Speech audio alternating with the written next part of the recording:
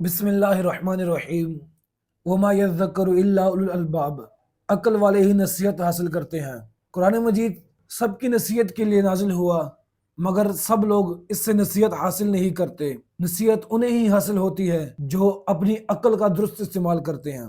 قرآن و سنت کے مطابق عقل مند انسان وہ ہے جو اپنے ماضی سے سبق حاصل کرے، اپنے حال کو شریعت کے مطابق بنانے اور سنوارنے کی کوشش کرے اور اپنے مستقبل کی تیاری کرے۔ قوی امید ہے کہ وہ شخص اللہ تعالیٰ کی رحمت سے دونوں جہانوں میں کامیاب ہوگا۔ مگر اس کے برعکس جو شخص اپنے ماضی سے سبق حاصل نہ کرے، اپنی ماضی کی غلطیوں کو دور نہ کرے، اپنے حال کو شریعت کے مطابق بنانے اور سنوارنے کی کوشش نہ کرے اور اپنے مستقبل کی فکر نہ کرے، تو ایسے شخص کو دنیا اور آخرت میں ذلت کا سامنا کرنا پڑتا ہے، شرمندگی اٹھانی پڑتی ہے۔ انسان کی ایک بڑی خامی یہ ہے کہ جب اس کے پاس کوئی نعمت آئے اس کی قدر نہیں کرتا، پھر جب نعمت اس کے ہاتھ سے نکل جائے تو افسوس کرتا ہے، مگر ظاہر ہے کہ اس افسوس کا کوئی فائدہ نہیں ہوتا۔ وقت بھی اللہ تعالیٰ کی ایک عظیم الشان نعمت ہے اور اس کی قدر بھی بہت کم لوگ کرتے ہیں۔ حضرت سیدنا عبداللہ بن عباس رضی اللہ تعالیٰ عنہ آپ فرماتے ہیں کہ حضور اکرم صلی اللہ علیہ وسلم نے ارشاد فرمایا کہ دو نعمتوں کے متعلق بہت سے لوگ خسارے میں ہیں، صحت اور فراغت۔ یعنی صحت، تندرستی، فراغت اور وقت اللہ تعالیٰ کی عظیم نعمتیں ہیں، مگر بہت سے لوگ اس کی قدر نہیں کرتے اور انہیں ضائع کرنے کے بعد شرمندگی اٹھاتے ہیں، پھر شرمندگی کا کوئی فائدہ نہیں ہوتا۔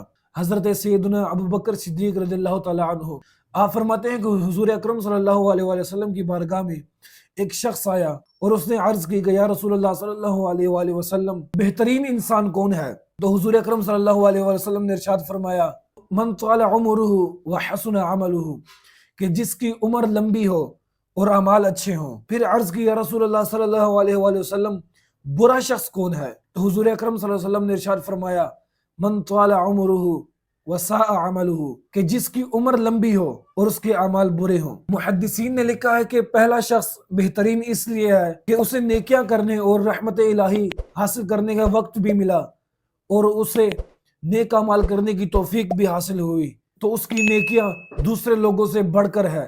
جبکہ دوسرا شخص بدترین اس لیے ہے کہ اسے وقت تو ملا مگر اس نے اس وقت کو ضائع کیا۔ ہمارے بزرگوں نے وقت کی ایسی قدر کی ہے کہ ان کی باتیں سن کر عقل دھنگ رہ جاتی ہے۔ اعلیٰ حضرت الشاہ امام احمد رضا خان فاضل بریلوی رحمۃ اللہ تعالیٰ علیہ آپ کو کسی ولی ریاست نے پیغام بھیجا کہ حضور آپ کبھی احسان فرماتے ہوئے ہمارے پاس تشریف لائیں یا ہمیں اپنی خدمت میں حاضر ہونے کی اجازت دیں۔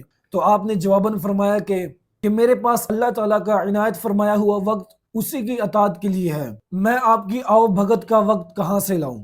یہ تھے ہمارے بزرگ۔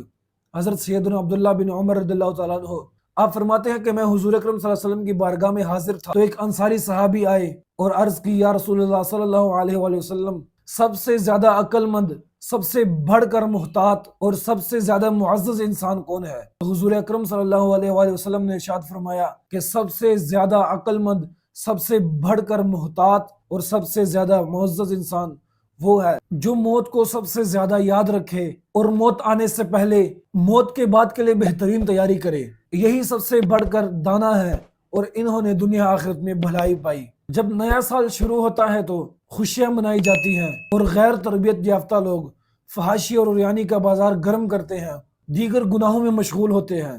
سوال یہ پیدا ہوتا ہے کہ خوشی کس بات کی منا رہے ہیں؟